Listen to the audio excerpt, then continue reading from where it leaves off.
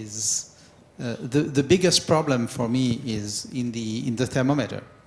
It's extremely difficult to assess the evolution of these inequalities for several reasons. First, when people become as wealthy, I mean, that's for sure that today we see wealth that have nothing to do with what they had at the beginning of the century. I don't know how JP Morgan was one of the probably the richest wealthy man, but not at the level probably of Bill Gates and Mark Zuckerberg. We just saw today the news that Mark Zuckerberg plans to give 99% of his wealth to foundations. That's very interesting because basically what you see in your inequality in your is that the lowest people, the people with the lowest wealth, even those that you say have negative wealth, in some sense, their biggest wealth is the claim on the government because they have employment, unemployment benefits, etc. Don't forget that all this analysis was done in the Western world. They have ignored all the emerging world. It was funny that you signed obrigado at the end, and you could have put it in Chinese, and that would, I mean, gives a very different. There are more billionaires in China than in the United States. No, it's not that different. So the analysis is very different there.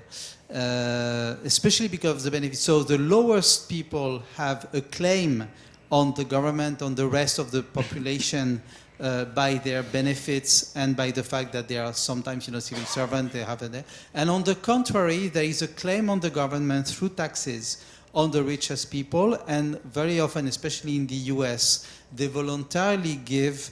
One of the reasons I've been discussing with those people, one of the reasons is that they don't want their wealth to be captured by the taxes to pay wars that they don't agree with, and they'd rather give the money for projects that they like, etc.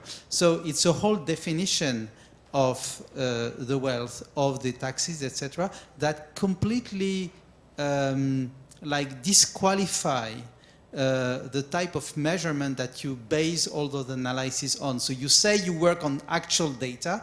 I don't know what actual data is at this level. It's just meaningless for me. I don't agree. I mean, even if Zuckerberg donates 99% of his wealth to a foundation, the foundation will be the owner of the wealth. It doesn't go to the bottom 50% of the population. The foundation will be, it is true, the owner of the foundation is not going to be the government. No, they're going to be private. Yeah, it's not the population. The population does not own Harvard. The population does not own a public job. Well, you can disagree all you want, but it's not, there is no proprietary claim that the population has on any of these private foundations. They can do work for the population, but they're not the owners of it at all. There's no discussion on this. This is not a matter this is not a matter of opinion. It's a legal claim. The population does not have ownership rights on any of these foundations. That's one thing. The other thing is that the taxes. So that's Piketty's prescription. That in fact he's a proponent of inheritance taxes around the world, precisely because the level of inheritance taxes are going lower and lower and lower compared to historical trends. I mean, there was a time when there was no inheritance taxes, and then Britain and France and all these kingdoms in Europe would have this huge amount of inheritance. It was a societal decision that this was not a good thing, and this type of you should have wealth that is generated by entrepreneurs, wealth that is generated by people with ideas, by people with work, instead of just inheriting with a title, a nobility title and a castle. But that societal decision has been reverted. And the owners of extreme wealth, they're making everything that they can so that this claim that you're saying that the government and the rest of the population has on them is becoming lower and lower and lower. So, when they say in the United States that discussions on inequality are tantamount to class warfare, I agree. But it's not the class that you think that is waging the warfare. It's the rich, it's the top 0.1% that are using aggressive tactics to make everything that they can to reduce exactly the type of claim that you're talking. Mateus, when you show us the prediction for this graph that's coming down for the wealth of the people, don't you think that's the prediction for coming down was the growth rate the growth rate? But that's not the capital to output. Capital is going up. The output, the growth in output is going down. And in fact, Piketty thinks that it's going to go to zero because of no population growth and productivity. I didn't finish it. Don't you think this is the kind of Malthus prediction for the lemmings, the same thing that we have in our time? Not with the agriculture, but with the capital, or the source that we can come up with some kind of way of better ratio of output or something like this that comes to productivity in sense that we can change it in the world. Well, you could. And then some economists, when they talk about steady state economics, economics doesn't need to have a high growth rate for people to live. And the steady state economics is actually, there are many more ways to produce GDP than to just have more consumption and more investment. You can have GDP out of going to the theater, for example, and that can generate income, or, making mathematics or stuff like that. Other questions? Yes, Chris. Thanks. Questions, comments?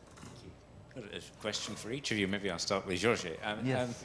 So I'm not sure I fully understood what was going on, because these are incredibly complicated problems. But the idea is that somebody comes along and gives you 100 sample paths of how they think something is going to evolve. 5,000. 5,000 sample paths about how they think. The example here was 100 just because it's easy. So 5,000, but even so, in a high-dimensional problem, 5,000 is a very, very small number of sample paths. And so you have some options, and if I understand it rightly, the way you're trying to kind of, you're not trying to figure out a risk-neutral measure or anything like that. No. The dealing with the options you're just simply doing by getting the sort of the least squares best approximation to the change in the value of the option. Right. But in order to calculate that, don't you need to sort of know from where you are on this current sample path where you might be next time? In other words, have a sort of sub-simulation at each point on the sample path. Yeah, but we are doing this through the Potter's, Bouchot, and Sestovic algorithm, meaning we are doing this by using the hedging portfolio, and this we assume that the person who is giving us the simulations of the cash flows is also giving us, for each simulation, the corresponding scenario that generated that simulation. So, and this is being done along each path.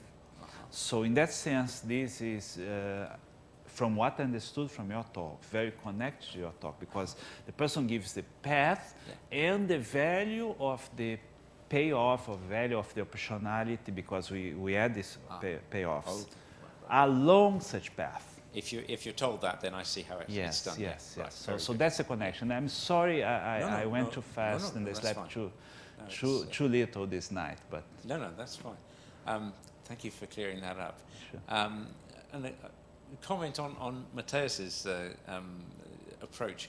I mean, there's a lot that I like about what you're doing. I mean, one thing I think that perhaps might strengthen what you're doing is to sort of try and build in a story about the firm. Because, I mean, if the price level drops, then if the wage level doesn't change, then the amount of labor demanded by the firm will fall. And so these things are all kind of linked together, and somehow that linkage doesn't seem to be appearing explicitly in the way. No, it's there. The wage share is one of the state variables for the price. The price is connected to it. Okay, it depends what you consider to be an independent variable and what's a dependent variable. I mean, and the price feeds back into the system through the price is what gives the valuation of capital. The total value of capital is price times the number of things that are there. So it's not disconnected. Okay, so I should look at it more carefully then. Okay, I'll show you in the Yeah? paper. Yeah. Okay, good. Okay, any further questions for either George or Matthias? All right, well, let's thank both speakers again for Thank you. very interesting talks. I just have an announcement.